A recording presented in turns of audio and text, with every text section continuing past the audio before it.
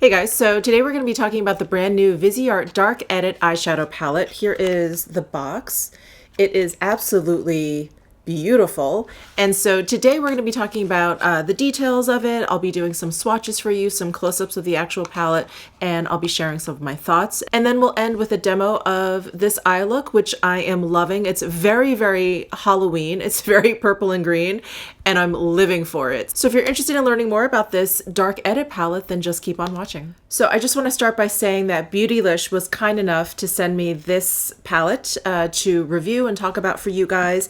And then I also just got it from VISEART. So VISEART sent me the Dark Edit palette as well. So I'm going to put this in my giveaway. I'm kind of building a box of goodies for you guys for when I hit 75, if I hit 75,000 subscribers here on YouTube. So I'm going to include this in that giveaway. All right, so just some particulars of this palette. It is $39. I will link down below in my description box where you can purchase it. It is the third edit palette in VISEART's lineup. So they released the Warm and the Rose edit palettes at the same time. I want to say very, very recently. So I was very pleasantly surprised when they announced their Dark Edit palette. So the Warm Edit palette is the one that's on the warmer side.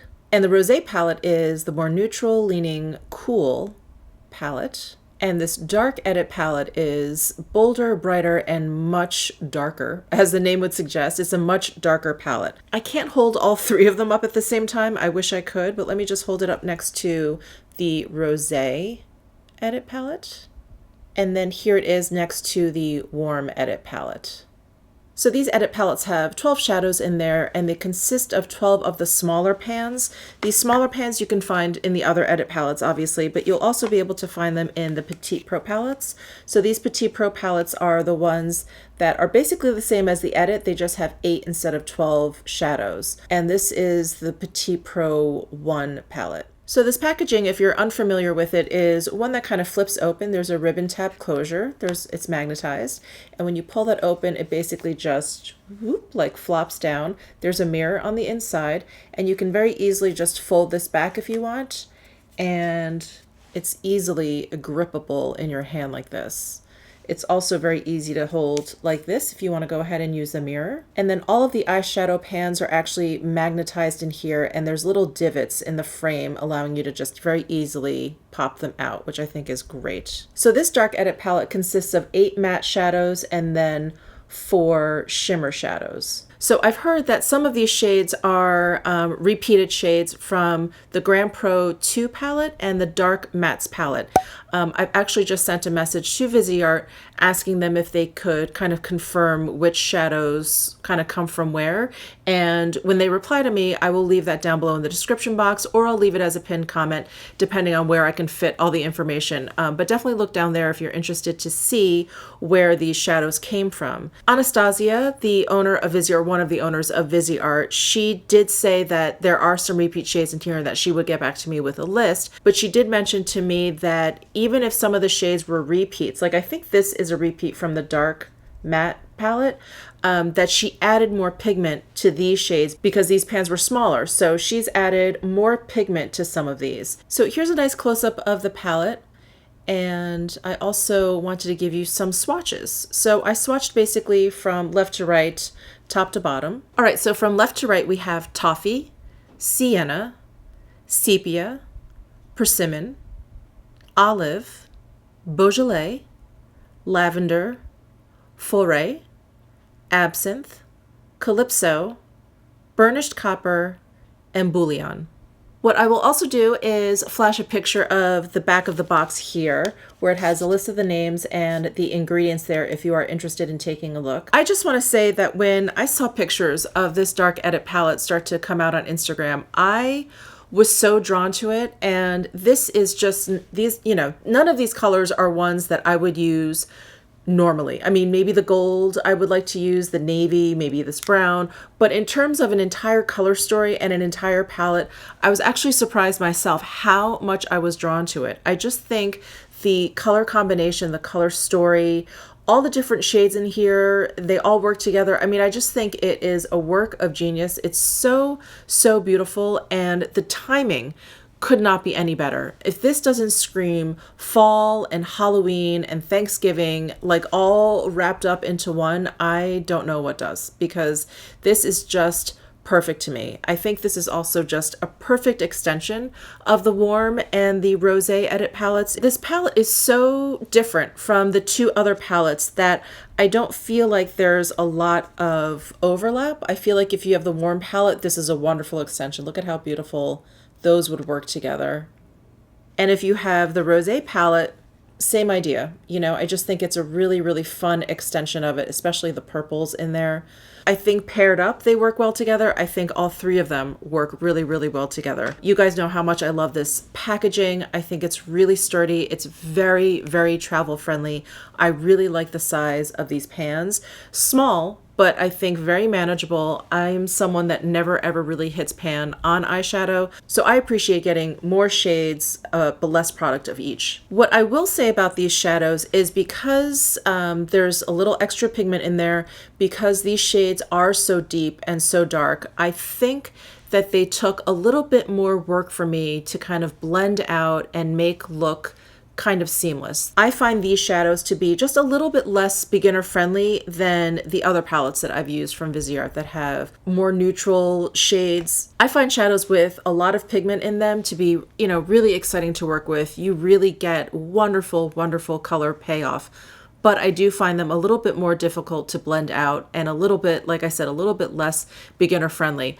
I am no pro. I am definitely not a makeup artist. I am not someone who claims to be like a master with the eye look. So when I played with this palette, and I've played with this palette, I want to say a couple of times, this eye look is maybe the third time I've played with this palette. One thing I want to mention is, again, I think if you're a beginner, if you're not a makeup artist, what will happen is if you start to use too many of these colors in here, your look is going to end up very, very muddy, or at least that's what happened to me. If I use two, like I used the green and the purple today, I've used the blue and the orange, but as soon as I throw like a third one in there, I feel like it gets muddy. So I would just be careful with that. That is not the fault of VISEART in any way. I think it's just knowing what colors work well together, don't work well together, and what will end up kind of a muddy mess. And I think because a lot of these are so deep, I think the chance of getting kind of like a muddier look is greater than a palette like this one. But all of that aside, these shadows are gorgeous. Like this lavender color here is so stunning. I have that on the corners, on the outer corners of my eyes, and despite the fact that I have it over the green, I have some of the gold kind of blending into it, it's still so vibrant. I just had to be really careful with the application. I mean, with all of these mattes, again, because they're dark and they're very pigmented, I had to go slow. I felt like I really needed to like build them up and use like a lot of layers. I feel like with shadows that are less pigmented, you can just kind of plop and go in and just blend it out and it's fine. But I find personally, I find it just easier to work with really pigmented shadows slowly and with very, very thin layers. So you'll see in my demo that the green that I lay down, I took my time in building it up and even carrying it up my eyelid. I just wanted to make sure I was getting like a lot of nice light layers down and building it up slowly so that it wasn't patchy and that it was like blending really, really nicely. The shimmer shades are absolutely gorgeous. I just have the gold on today. I have it, you know, in the inner corner and the lower corner here in my lower lash line. And it's just stunning. VISEART shimmer shadows are just gorgeous. I've been loving them. The ones in the rosé, I love. This like lavender one is so beautiful. I believe some of these are from the Grand Pro 2 palette. That's where these shadows are from. Oh, one last thing I want to mention before jumping into the demo. When I first started seeing pictures of this Dark Edit palette, my first thought was that it's a really nice kind of mini size version of this 9-pan Libertine palette. So if you guys have this one, I'm sure you'll see similarities there. But so just some food for thought. I love this Libertine palette. This is one of my favorite 9-pan palettes of theirs. This one and the Liaison one, the purpley toned one. Those two are my favorite 9-pan palettes of theirs. But if you had been thinking about getting this one and you just never really pulled the trigger, I feel like this is a really good stand-in for that because I think you even get more color variation in here. Like the olive, the only thing you don't get in here that you do get in the Libertine is if you are my skin tone, there are a a few more like transition shades in here, like these two, that you don't get in the Dark Edit palette. So just some trade-offs there, just some food for thought. So anyway, let's go ahead and jump into my demo. Okay, I feel like this palette just calls for a smoky look. So I'm gonna start with the olive shade right here. I'm gonna use my Esom S31 brush, and I'm gonna start by applying it to my lash line.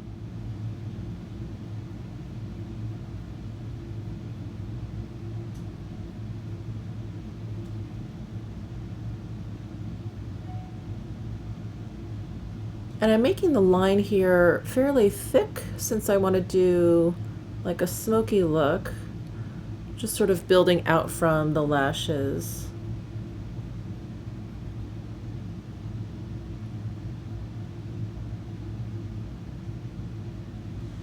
And I'm going to keep building it up. I'm going to make the like outer edge of this line thicker than the inside. I just like creating that shape a little bit more.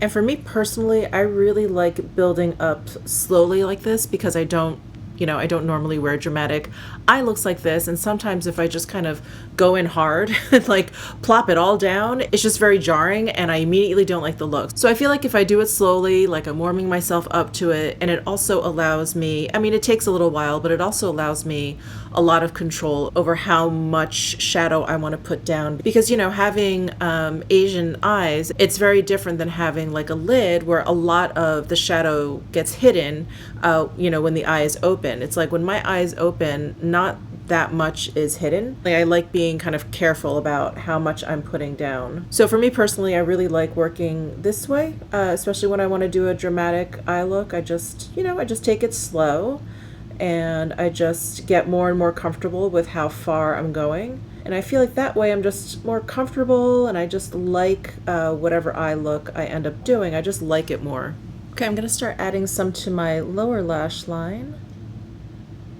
I'm going to take my Esom G34 brush with like no shadow on there and just use this to blend out. All right, that is the green down. I want to move over into this lavender shade. I just want to add a little bit of that to my outer corner. I'm going to take my Esom W36 brush, and I'm just going to angle this out and flick it in. So I'm just creating a little bit of dimension there, adding a little bit of this darker, deeper lavender color on top. And I'm not working it in too much. I'm afraid they're gonna get like a little bit too muddy. I kind of want the purple to stand out and kind of just stay on top of the green there. Adding some of this, just kind of building on top of the green. Adding some of this just to the outer portion of my lower lash line here. All right, I've got my Sonia G Builder 1 brush, and I'm gonna go into this gold shade here. I'm gonna put this in the inner portion of my lid, brighten that area up a little bit. And I'm just pressing that in hopes to avoid as much fallout as possible. So I'm just pressing it. There we go. Wow, that gold is incredibly pigmented. And I'm going to take this Esom S31 brush, this kind of smaller pencil brush. I'm going to go back into that gold and just add it to the inner portion of my lower lash line too.